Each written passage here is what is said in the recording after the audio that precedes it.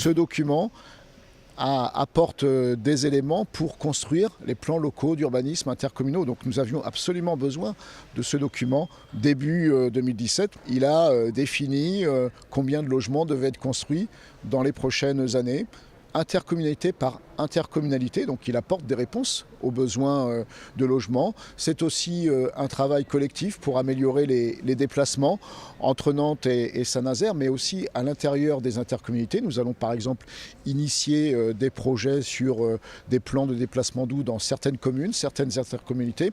Voilà, donc c'est du concret, et puis c'est aussi la volonté, c'est très important pour les habitants du territoire, de faire en sorte qu'il y ait du développement économique sur tout le territoire.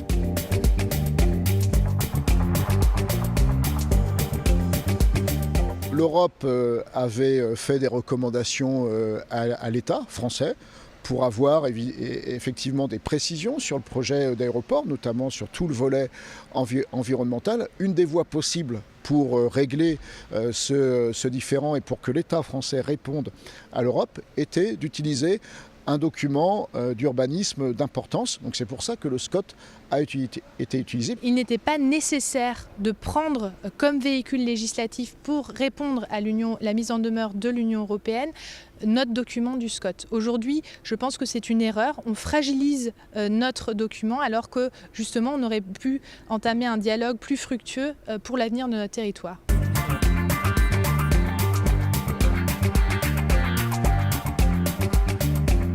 L'essentiel des remarques, c'était à la fois d'avoir une bonne vision du projet et aussi des projets qui existent autour de cet aéroport, et aussi d'avoir un document qui nous permet d'avoir de la cohérence sur l'ensemble de ces projets. Donc c'est pour ça que à la fois nous avons ajouté des éléments, à la fois nous avons fait des documents qui rassemblent l'ensemble des projets qui existent autour de l'aéroport. Nous avons également dit quelles étaient aujourd'hui les consommations d'espace prévues, comment éventuellement certaines mesures compensatoires pouvaient s'appliquer. Pour nous, les réserves de la commission d'enquête ne sont clairement pas levées.